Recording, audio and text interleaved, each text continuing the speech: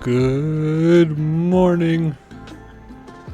It is Tuesday, August 5th, 2025, 11:07 a.m. Eastern Time, 8:07 Pacific, broadcasting live from Toronto. This is the Mothcast. This hour, we're going to be talking about the CUPW negotiations, the Union of Postal Workers Union negotiations with Canada Post, as well as the worsening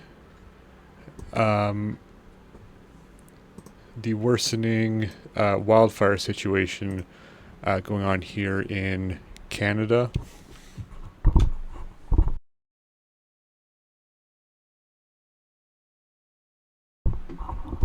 And at the top here, we'll also just be talking a bit. We'll also just quickly take a look at a statement that came out from our Foreign Affairs Minister, on the Anita Anand. She released a response on to that Arms Embargo Now report that we went through last stream. And right now we're just got a live look here of Toronto, looking west from the CN Tower. Looks like a sunny day out there today. A little bit of haze. It's about 22 degrees Celsius. That haze could very well be wildfire smoke. And we'll be talking about all that this hour. So thanks for tuning in. And as always, after this broadcast, we'll be dropping into the Majority Report, which goes live at noon Eastern, for the American side of the story. So I hope you all had a good long weekend. If you had a long weekend, I know here in Toronto and a couple other places, I think around the country, yesterday was a holiday. I don't think it was a holiday Monday stateside, but I could be wrong. Hope you had a good long weekend, and are doing well. Thanks for tuning in. If you're watching live, thanks for checking this out. If you're watching the VOD after the fact, which usually goes up around 5 p.m. the day of the stream. We're usually live here at 11, and then 5 p.m. you can find the VOD over on YouTube, or sooner on Twitch.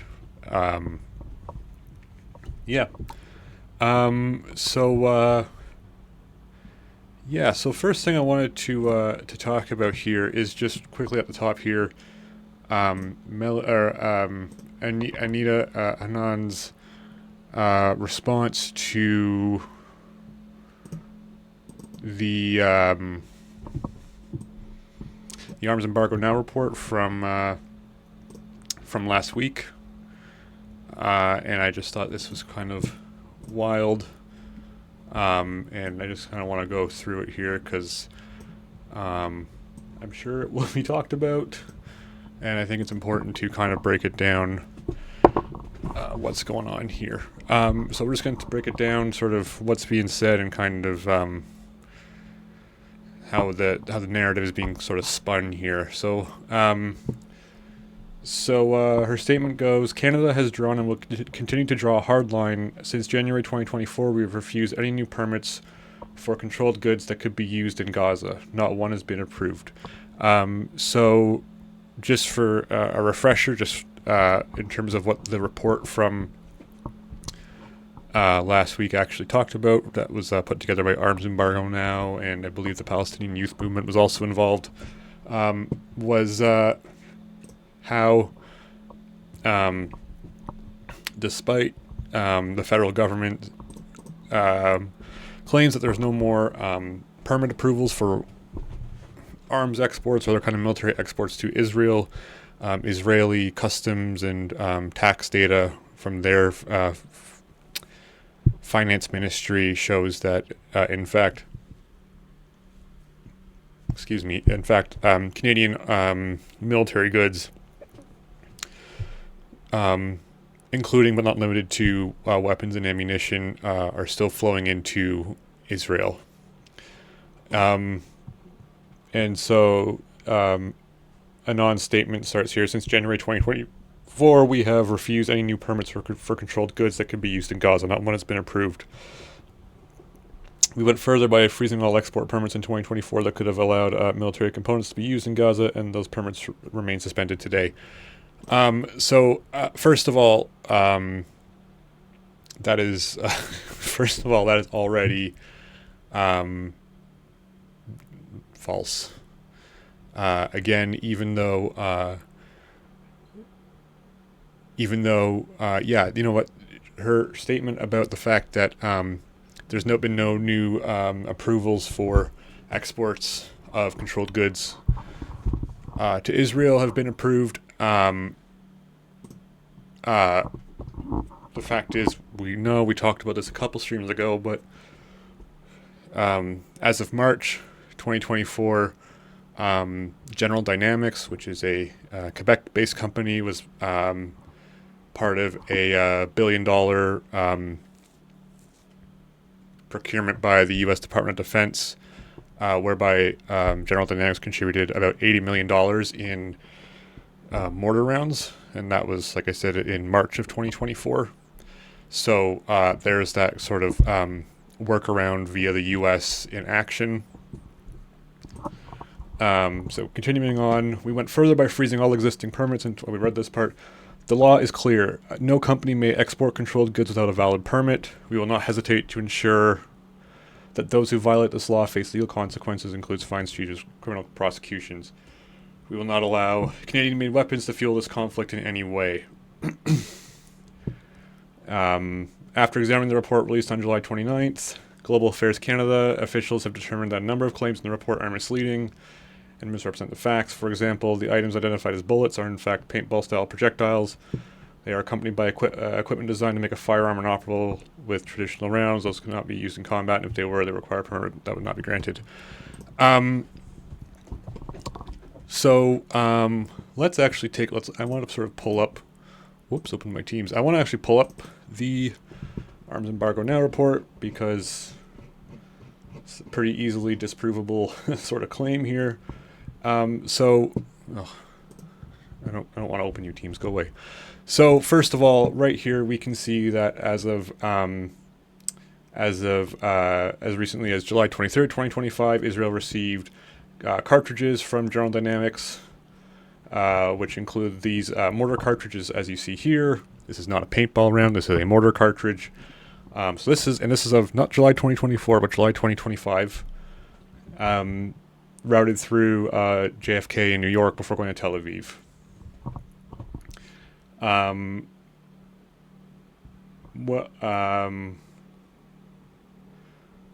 What exactly she's talking about with regards to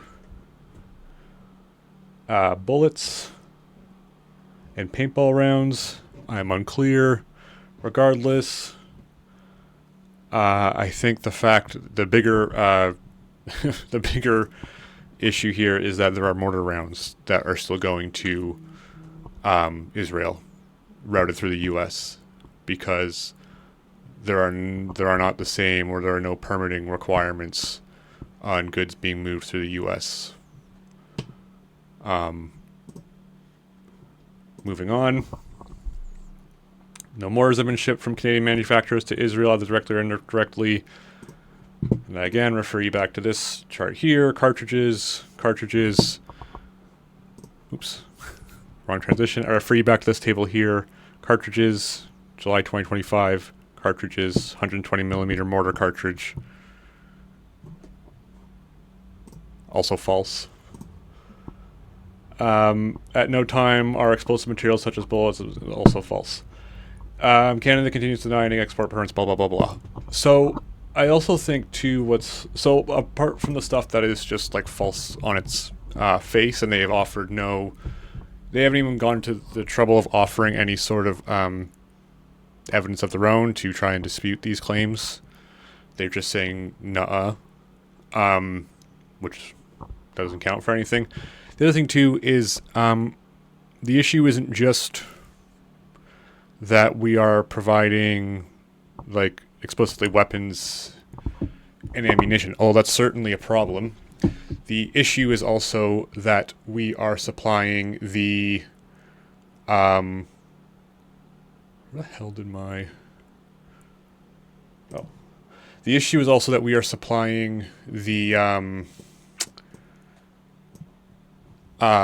things like the guidance systems and other sort of parts that go into the aircraft that are used for bombing civilians in Gaza. We are supplying electronic systems. If we are supplying the like diagnostic systems to make sure these jets are kept up and running. Blah,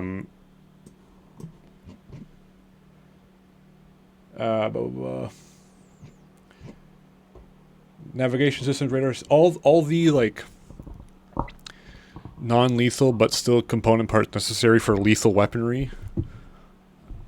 We are still producing that, and we are still shipping that over there, and thus we are still complicit. And so, the fact that this statement is so is interesting. How it is so concerned with. I have so many friggin' tabs open, and I've lost where. Oh, I closed it because because it was frankly a bunch of bullshit. I closed it, closed it a little too soon. Let's see if I can get it back here. Here it is.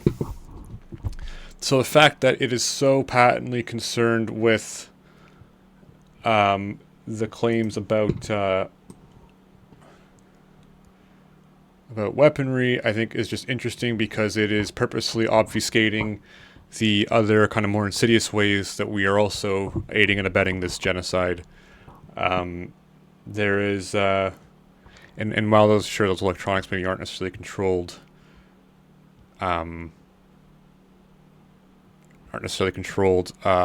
or controlled goods, it still all counts. Yeah, like I said, instead of offering any kind of countervailing evidence or, hey, we read the report and we are cracking down on this, whatever. It's instead a very frantic defensive response that is just fluff and meant to obfuscate what's actually happening. And I'm sure you'll see, if you haven't already, you'll see in coverage, whether on CBC or what have you, Global, CTV, whatever, just sort of taking this statement at face value here. And not actually bothering to interrogate it for the useless, worthless fluff that it is. Yeah, and it's also interesting that, because it's also worth noting too that this data also came from the Israeli end of the supply chain through their records. But there's no sort of mention of that whatsoever. There's no bother even. There's no engagement, and sort of the point being is just this is useless fluff. It doesn't hold up to even the littlest bit of scrutiny. When you inevitably see the media kind of running with this, taking it at face value, just to be aware that this is useless fluff that doesn't. It's not even worth the. Not even worth the paper you would use to wipe your ass with. So yeah. So just want to tackle that off the top here. Further shame on the part of the Canadian government.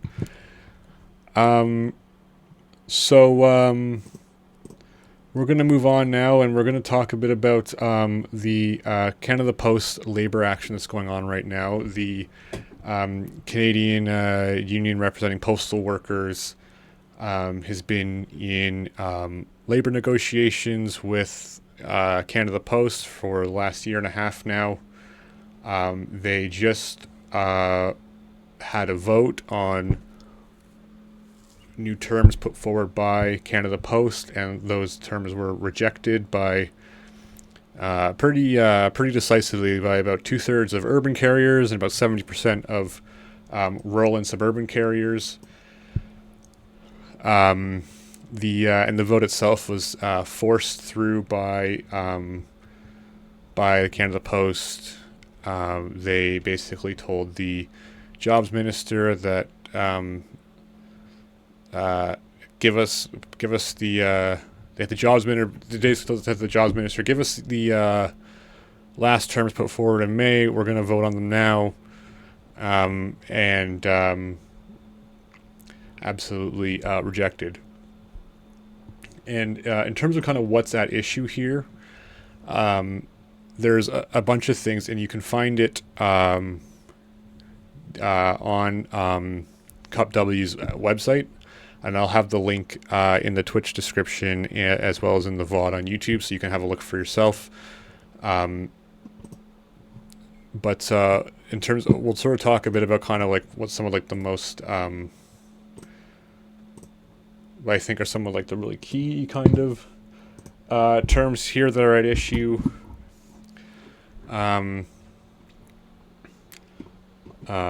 So the first one of them is first one that is at issue is the issue of separate sort from delivery.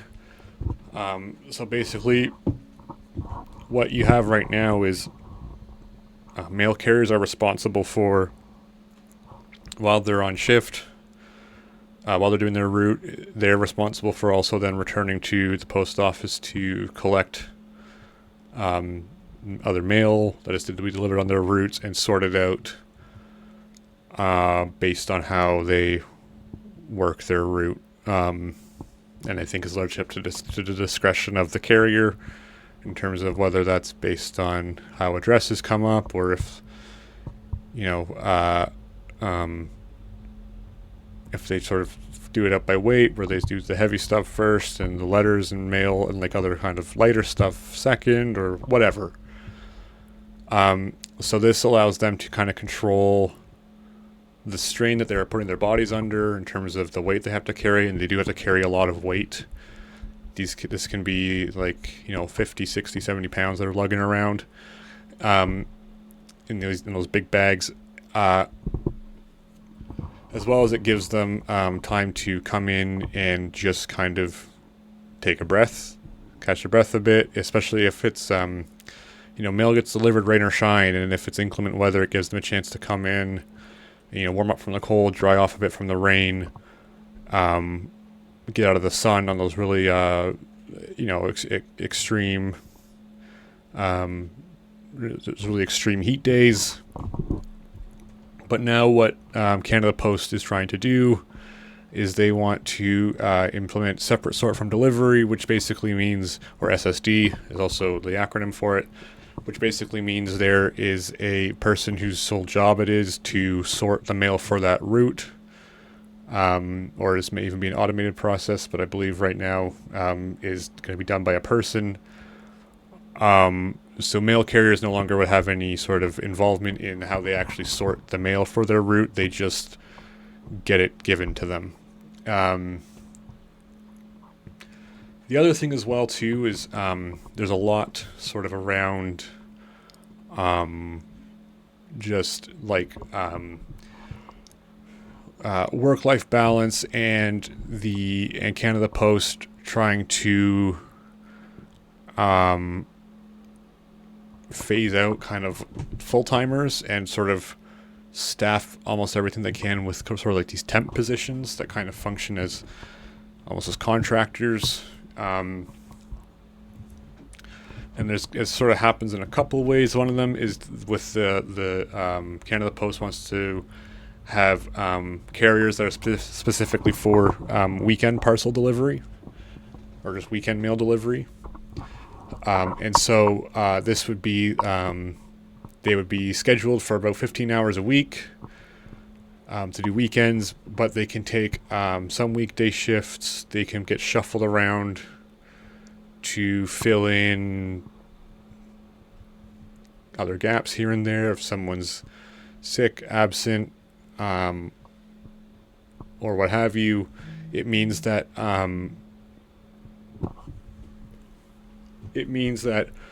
Canada Post, instead of to fill in gaps, giving part-timers extra hours, or offering overtime pay for full-timers, instead these temps are coming in, likely at a lower pay rate, and would be sort of filling in these service gaps, which means that part-timers are going to be losing out on hours, and full-timers are going to be losing out on opportunities for overtime pay. And in terms of the actual weekend workers themselves, the weekend parcel delivery would be a much more kind of unstructured and unregulated sort of job, whereby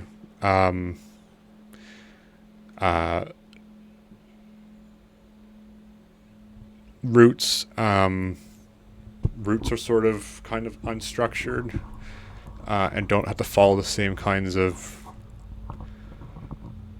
guidelines regarding kind of health and safety that the normal sort of weekday routes have to follow. So stuff like the load they have to carry, and then other things like having to deliver to houses with lots of steps.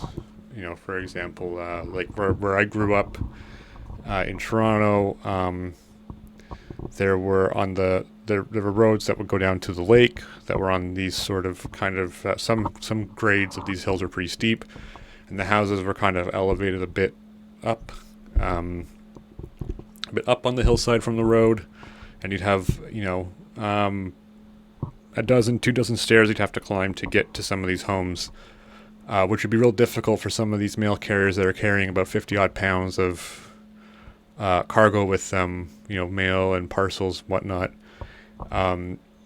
Things like these wouldn't be taken into consideration, so it means that they are also at greater risk of injury and exhaustion.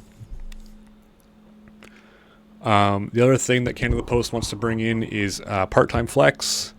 So these would be folks who are scheduled for 20 to 30 hours a week, and they can work beyond that 30 hours up to 40 hours, but anything beyond that would be unpaid. And they would be used to, again, like with the weekend workers, they could be shuffled around without union oversight, or just sort of more easily just kind of moved around. Again, same as what we just talked about with the weekend workers. So they could be moved around to fill in productivity gaps that could otherwise be filled in by existing part-time workers, or full-timers doing overtime, being offered overtime. Again, instead, those regular employees are being denied hours, which means denied pay, and instead it would be going to these sort of like temp positions, or these like part-time positions. Again, this likely means that they would not necessarily be eligible. I imagine that these folks who are part-time flex and weekend parcel delivery, because of their hours, I imagine, and because of the terms of their employment, I would bet are being paid less than the regular part-time or full-time employees. And probably there's different benefits, entitlements, if any at all. So I imagine I would have to imagine this is sort of the impetus behind this. There was also a report, part of some reporting, I believe it was I want to say in the Star, but I could be wrong, might have been CBC, that unless maybe it was from one of the, just trying to see if I can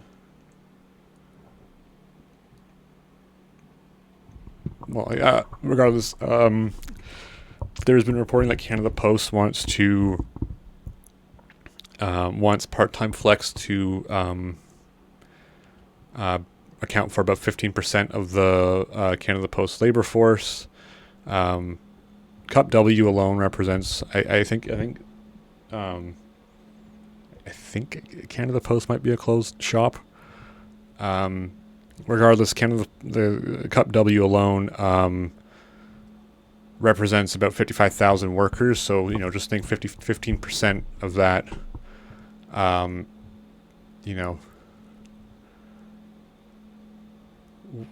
6,000 odd workers to become the sort of part-time flex. And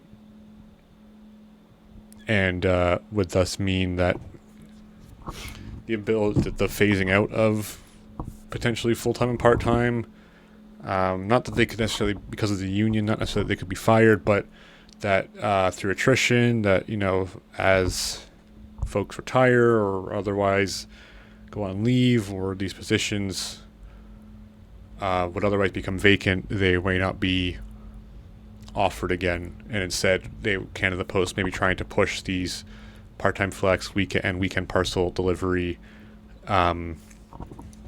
positions. The other thing as well is Canada Post wants to bring in Canada Post wants to bring in dynamic routing, which would basically I'm going to try my best here. Algorithmize routing assignments, or like automate routing assignments. So whereas now you have carriers that kind of own routes that walk a regular route, they would be instead just assigned to a general kind of geographical area, and then they would be given their route that day by an algorithm, basically, by an AI. And so this, again, means greater risk to carriers, because,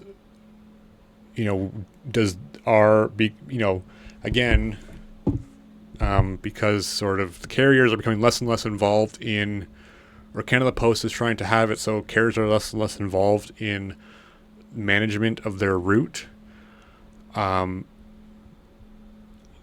We don't know now if health and safety considerations are actually being, fully considered. And it also means that, like with the part-time flex, like with the workers who are in this part-time flex, work-life balance is harder. There's less sort of certainty and stability in the job because, a carrier that walks the same route knows how long it takes to do each stop, can probably do a calculation, or there's predictable ways. The route may change if there's more parcels, or if there's more junk mail, whatever. But it means now it's less stable because it's not the same route. It's like you may be a carrier who is responsible for, let's just say, let's just say like Leslieville, for example, in Toronto. Pretty broad area. You don't know kind of what that is. Is this going to be Leslieville down towards Queen? Is this going to be Leslieville along Gerrard?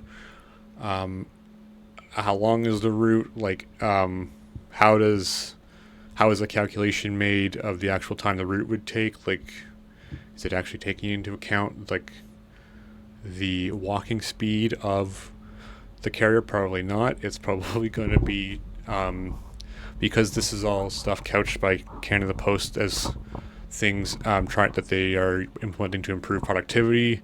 It is likely going to push carriers to do more with the same or less time. And it just means less predictability in their schedule, which also just makes maintaining a work-life balance harder. Same thing with the part-time flex workers. I failed to mention that part. With the part-time flex workers, again, work-life balance or just predictability in the job is sort of not there for them because that 20 to 30 hours a week is is not like the same days or at the same times. It's 20 to 30 hours a week, probably, as there are openings that come up that need to be filled in, whether there's like excess mail that couldn't get delivered because, high volumes, not enough manpower to move it, or someone's sick or otherwise, on vacation or just off work.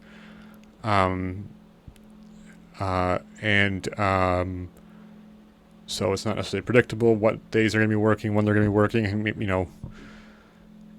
they could, and that they may be working over that 20 or 30 hours without pay, because the Canada Post terms were saying for the part-time flex, I'll show you here.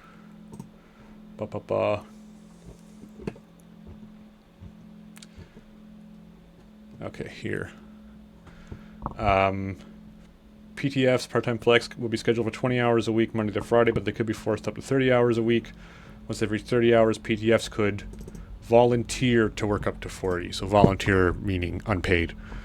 So that you may be working longer with not necessarily the proper compensation. So it's like everybody kind of loses in this situation here.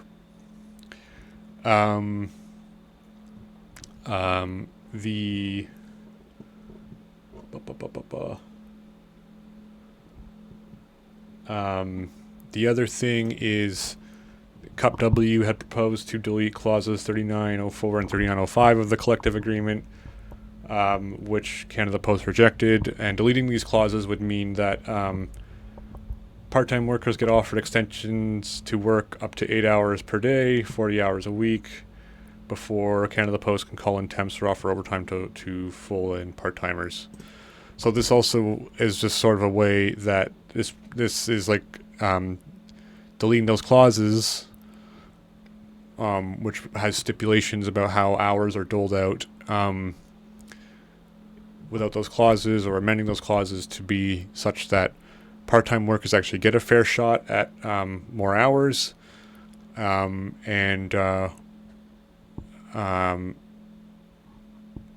which is good. That means more opportunity for pay, and it's more sort of equitable, because those part-timers could probably use the hours more than the full-timers would probably want to do overtime, and of course before the temps can be called in. Temps, I imagine, referring to or at least would it include, if Canada Post gets its way, these like part-time flex kinds of things. Although it's possible that this would also just mean like contractors that would come from some kind of a staffing agency or something. And then benefits, another thing at issue here.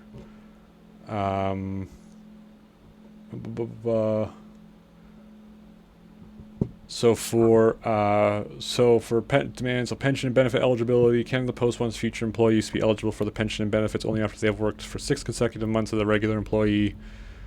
So as like a full-time or part-time.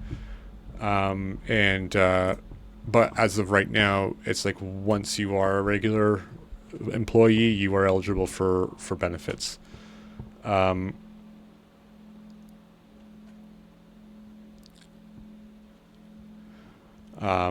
So like once you're no longer a temp, and actually once you're no longer a temp and you become a regular employee, you are supposed to just be immediately eligible for benefits and pension, but Canada Post wants to delay that 6 months. Which, again, I imagine this would probably be to extend some kind of probationary period whereby I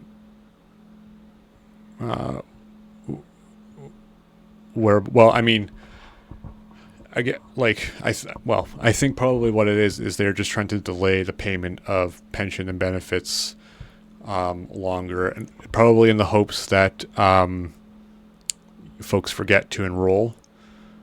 So that's, I imagine, what the consideration is there, what Canada Post's kind of strategy is there. And then the other thing as well regarding wages, which I think is also, this is really stood out to me.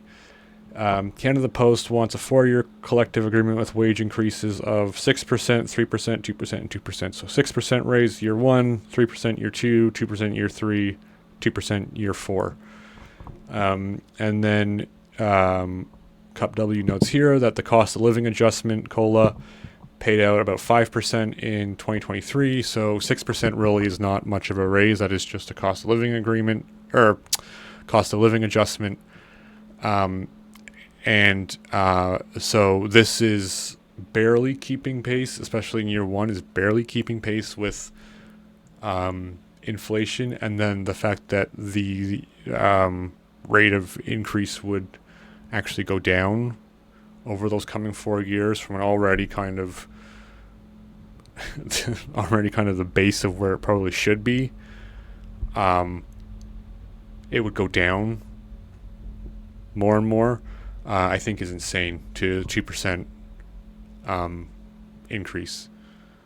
So, of course, pay at issue here, and rightly so.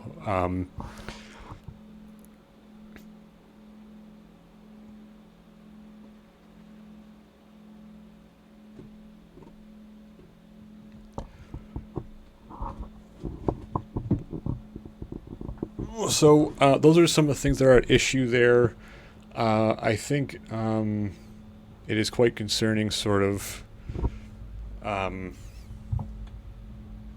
what Canada Post is trying to do here.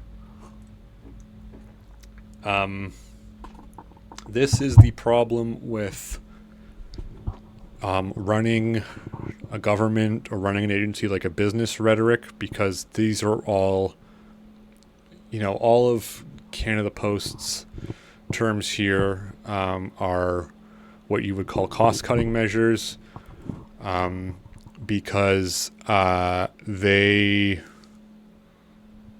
they're trying to compete. Their argument probably were trying to compete with private sector. What's the term? Private sector couriers or private sector delivery networks like Amazon or UPS or FedEx. But the thing is, the reason why you have a national postal service is because of things like economy of scale, where or just the fact that the job of a service like Canada Post is not to make money. It is funded by taxpayers to deliver a service. It is not meant to be a for-profit. It is not meant to be a for-profit endeavor. It's not meant to be run at a surplus. It is meant to be run to deliver service. It is meant to do things that the private sector won't, because it's not a profitable endeavor, like ensuring that there is service to remote communities that are way out on the coast of the Maritimes, or way up north, to indigenous communities that are remote, that are fly-in only or boat-in only, or only have sort of seasonal road access. It is meant to, that is the job there, where it's meant to provide services that are not profitable in terms of the private sector. But here we have this issue of rhetoric, like we need someone to run these agencies like a business, as in running these agencies like they are a for-profit endeavor, and they're not. And it's worrying seeing how Canada Post is trying to disempower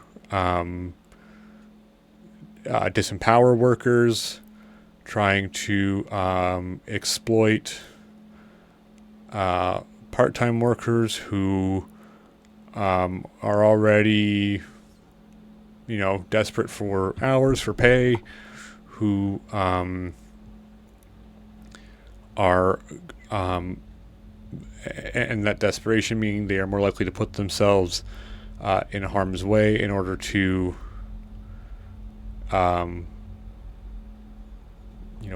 work enough hours for it to be worth it that they can pay their bills and whatnot.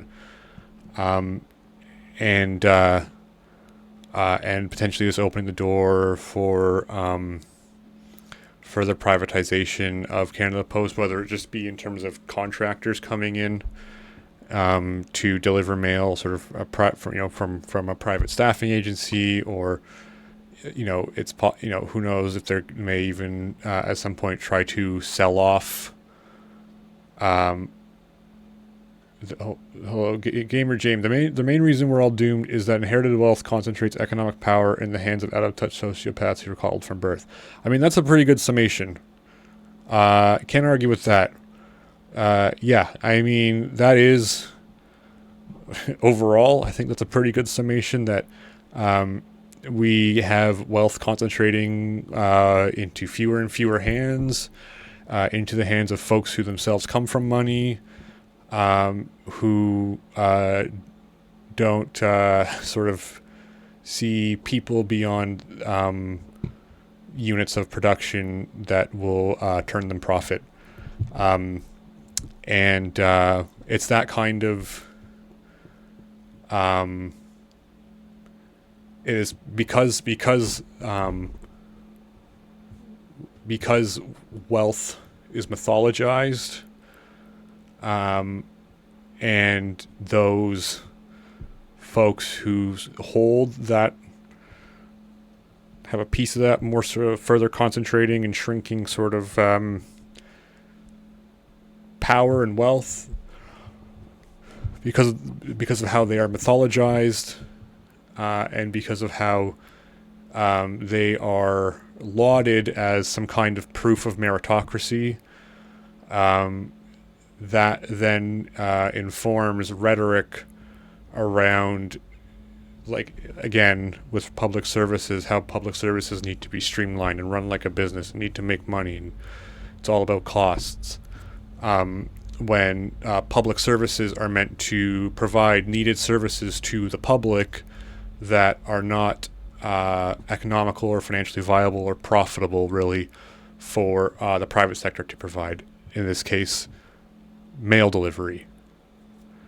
That we shouldn't be relying on Amazon and UPS and FedEx for something as crucial as mail delivery. That's why we need a public national mail service. So good point, Gamer James. Thank you for that. So that's kind of the situation there. So when was the last vote? So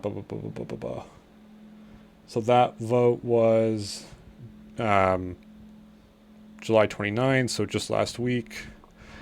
It does not appear that they're going to be going on strike. I believe they will be going back to the negotiating table. However, it seems that Canada Post, we don't know. Canada Post, in terms of, if they get legislated,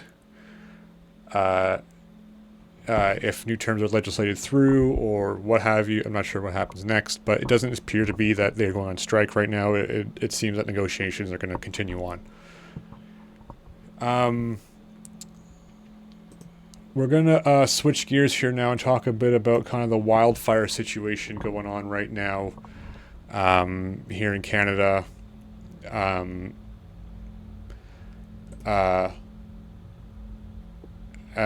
sure, just as we have been down here in Toronto, I'm sure if you are someone in Southern Ontario, even kind of, the Northeast U.S. or Michigan, kind of, the Great Lakes area of the Northern U.S., you've probably been subject to some air quality warnings the last couple of weeks because of wildfire smoke coming down from wildfires across the, particularly in those regions, smoke coming from wildfires across Western Ontario and the prairies. And there's a map here from the Weather Network that just sort of shows active wildfires across Canada and the U.S. and the smoke levels that are and smoke levels and sort of where the smoke is tracking. So there are quite a few wildfires, particularly kind of up, northern Saskatchewan, Manitoba, central and northern Alberta, all across BC, and then down into the western U.S. And into getting a little bit east of the Rockies towards the plains. Hi, Evelyn. I'm doing well. I hope you are also doing well. And here you can sort of see kind of the smoke tracking here, and just sort of the concentration of smoke in the air is just sort of denoted by this heat bar up here. And so we're kind of in a sort of mild smoke coverage right now here, Toronto, Thunder Bay, and then of course, down here through Minnesota, Wisconsin, Chicago, Milwaukee catching some of it, and then here over into parts of New York and New England, Syracuse, Bridgeport down here in, I believe this is Connecticut. No, oh yes, in Connecticut. And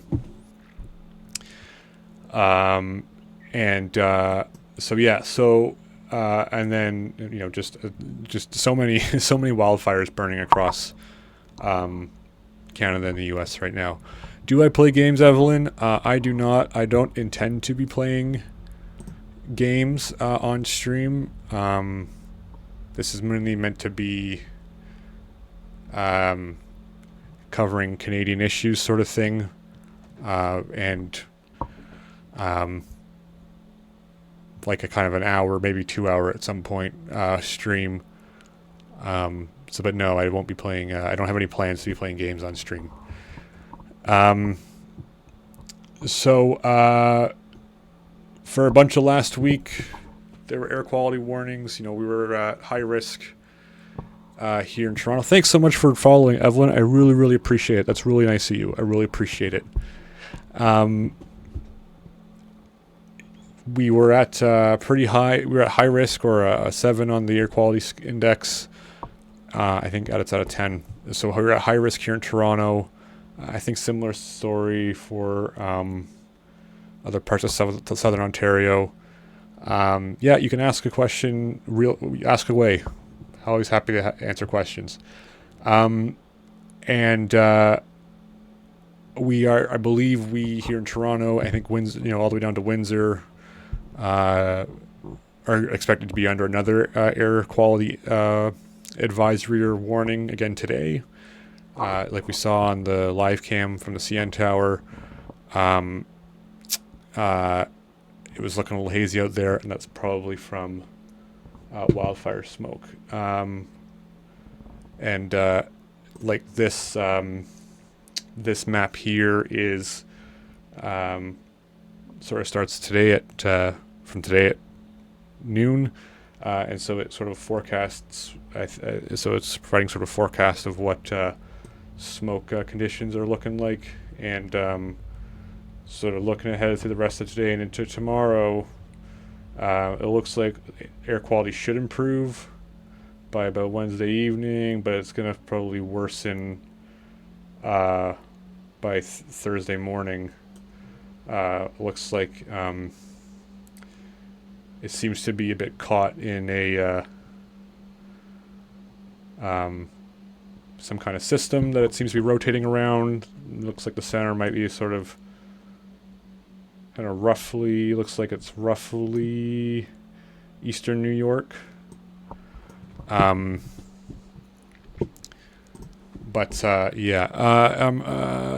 you looking to grow your Twitch followers and reach affiliate? I mean, ideally, I'd love to reach affiliate. But I think, growing followers, I think it'd be cool at least get to like 100 followers. I think that'd be pretty neat. Not necessarily looking to I'm not here trying to be the Canadian Hassan, but I just think it would be cool if I had a few, maybe 100 followers. If I could hold steady like 100 followers or so, that'd be cool. So the wildfire situation is this, I want to talk about this a bit because of what we talked a bit about last week with the UN court decision and statement just about how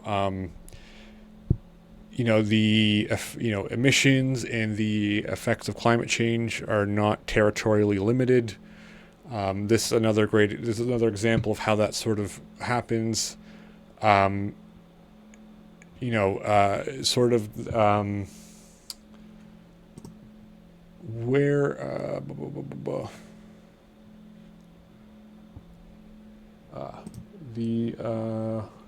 There was,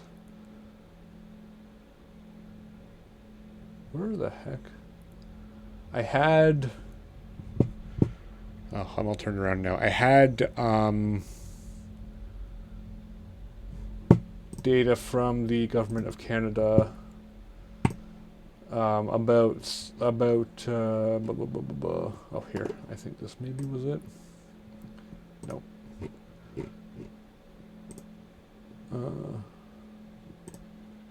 Here. So just from the government, so from Natural Resources Canada itself, there is, it notes here sort of some of the reasons that may contribute to particularly aggressive wildfire seasons.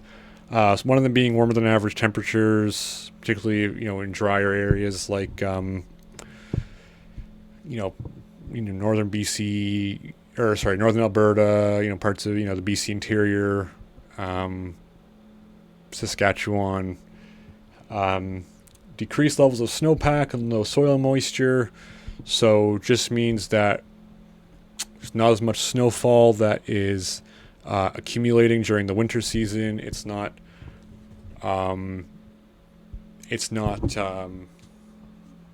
packing down. It's not getting into the soil. It's not you're not getting, the soil's not staying as damp and muddy as long come the spring thaw. So this also may account for why wildfire seasons seem to be starting earlier. Because when I was a kid, I don't think we started hearing about wildfires till usually June, maybe mid-June. And then, of course, really ramping up in July. But now it's like May. May is when wildfires start jumping on the radar. And even I think it was last year that the wildfire season started out east in Nova Scotia as early as April, which was quite shocking. And this may offer some insight as to why. Especially shocking in the Maritimes where they get a lot of wet weather coming through, being right on the coast of the Atlantic, and getting a lot of that cool Arctic air meeting that warm air coming up from the Gulf on the current, on the Atlantic current, whatever it's called, I can't remember, creating weather events. And then, of course, elevated drought conditions, which again, rain's not falling. There's not as much rain falling, or there's no rain falling for extended periods of time. So really kind of what this all meets out to is the brush and trees and bark, branches, grass, other flora are all really dry and are great kindling for fires that can be started by, some have been started by just a careless flick of a cigarette. Some it's just the sparks off a train's wheel as it's coming around a corner or slowing down. An unintended campfire or barbecue. It really doesn't take much at all to start a wildfire that is capable of leveling a town like Jasper or Fort McMurray.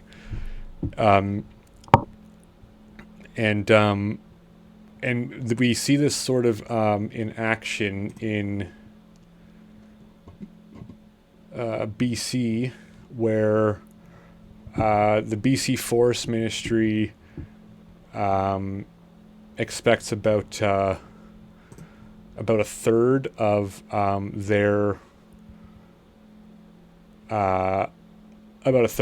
forest, about a third of BC forests, to like 30% of BC forests to be burned by the end of the year. And right now about 7,000 square kilometers have already burned since June. So 7,000 square kilometers have burned in the last month and a half. And you can see how many active fires there are up here. Let's find Prince George on this map.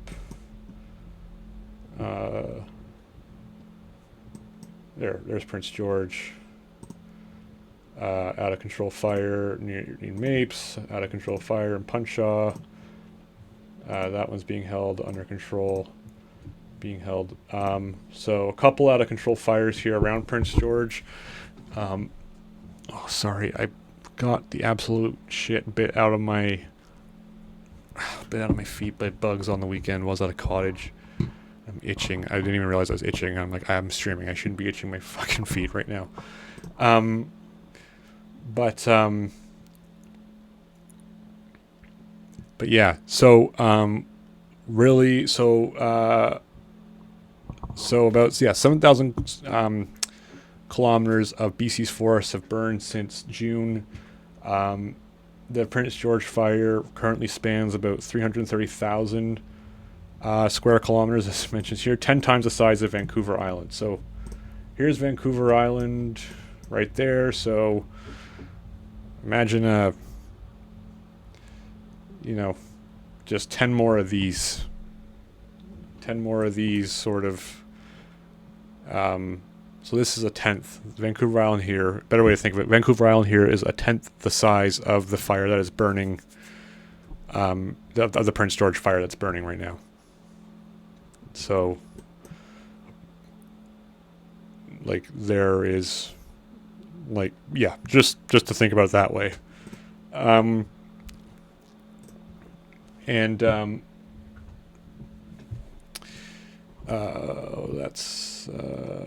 Sorry, this is what I want to look at here. And then just sort of there within sort of the fire center of Prince George, so where I guess like the epicenter of the fire actually is, there are about 200 fires burning within that, which is the most of any of these other fire centers in BC.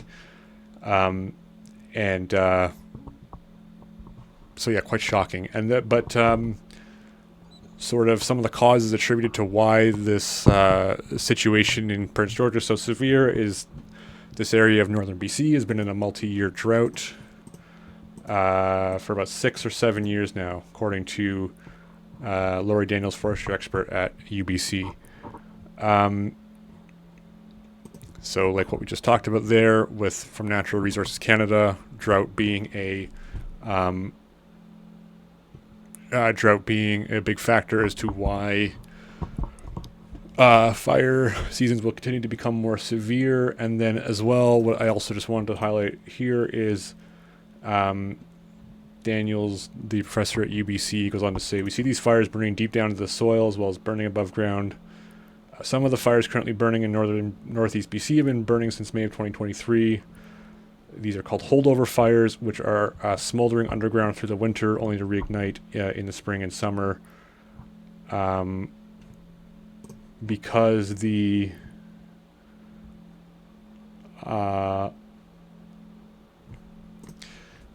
drought itself has caused the fire to burn into the root systems of the trees, says Fire Information Officer Taylor Coleman. So it's not as simple as just extinguishing from the surface. Firefighters are forced to dig deep below the surface to extinguish underground blazes. So the drought situation is so bad, things are so dry that like the roots, which are supposed to be kind of drinking up water and moisture from the soil, are not getting the moisture they need and are drying out. And like what we talked about before, there's not as much moisture in the soil right now because there's not as much snowpack on the soil, which means there's not as much snow melting into the soil, generating or creating more of that moisture for the tree roots to then drink up.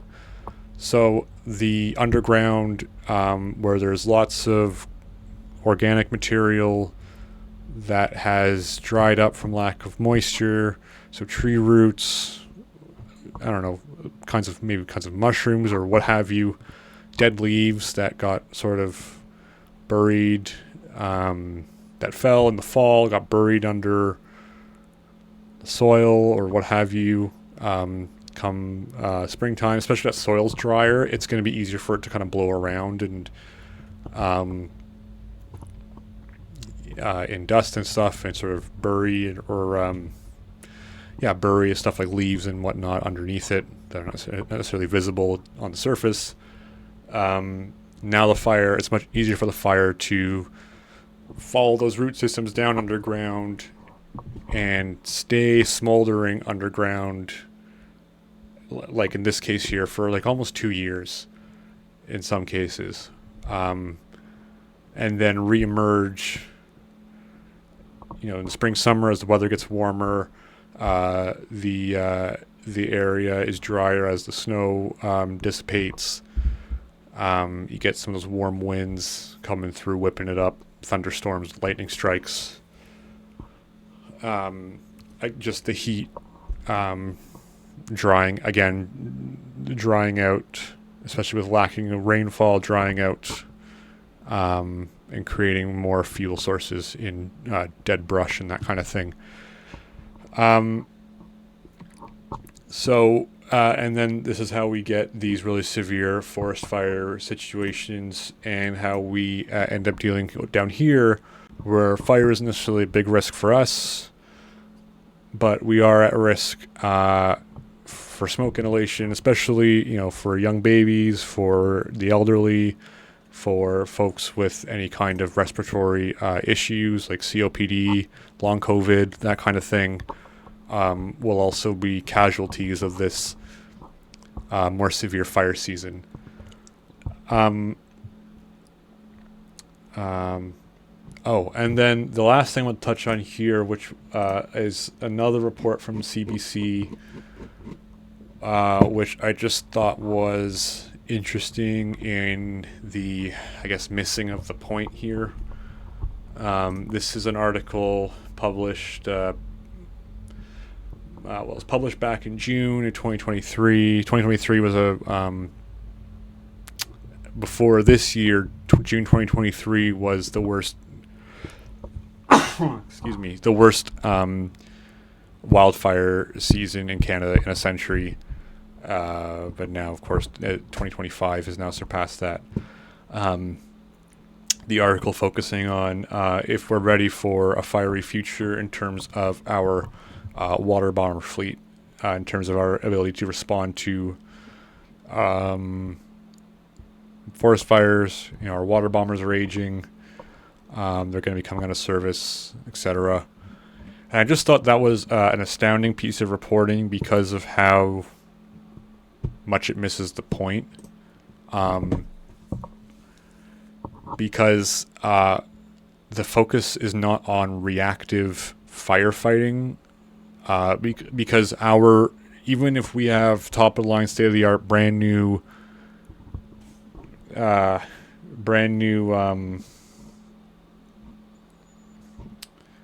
what do you call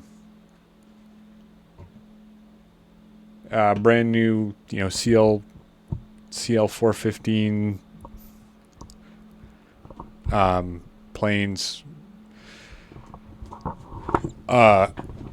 It doesn't change the fact that it doesn't change the cause of the fires, which is the symptoms of climate change. And what actually needs to be focused on is, are we ready for a fiery future, but are we able to prevent a fiery future? And the answer is yes, there are ways to do that, like with controlled burns, like with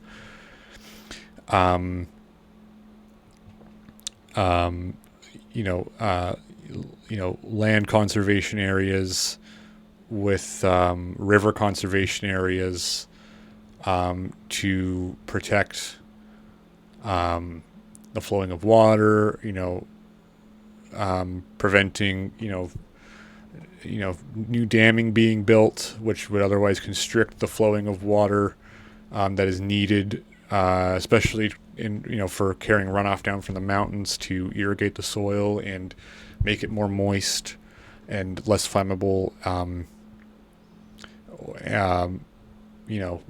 Campfire bans, or having to restrict where you can camp at different provincial or national parks. These kinds of things that have to be legislation and policy that has to actually be implemented, that is proactive instead of reactive, focus on reactive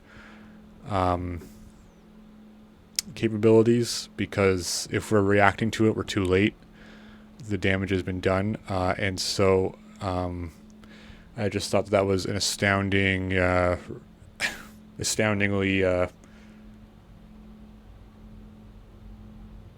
astounding piece of reporting from the CBC that just totally misses the moment and misses the mark on what the conversation actually needs to be around the forest fire situation in Canada. Yeah.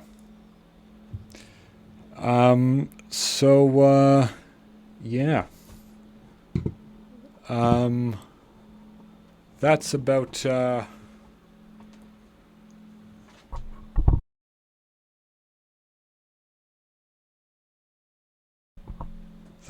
where we're going to leave things for today. I hope you had a good. Thank you so much for tuning in. And I hope you had I hope you have had a good weekend. I hope you have a good week ahead. I hope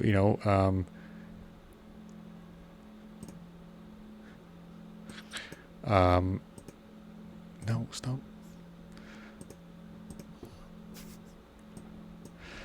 I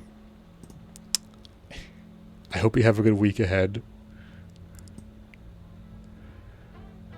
And if you're someone here from, if you're someone up here in Canada, it's a short week. Got one last live look here at from the CN Tower cam. Looks like some sunshine's getting through. Still about 22 degrees. That westbound Gardiner is pretty backed up, but otherwise it's looking like it's going to be a beautiful day.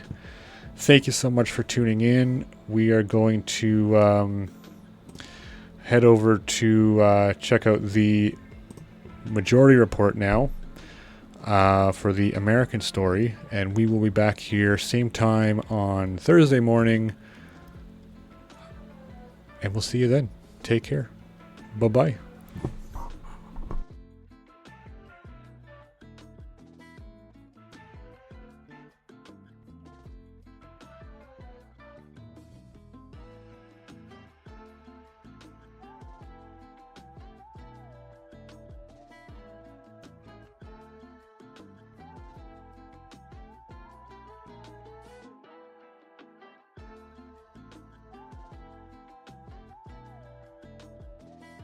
Should be 0 millionaires.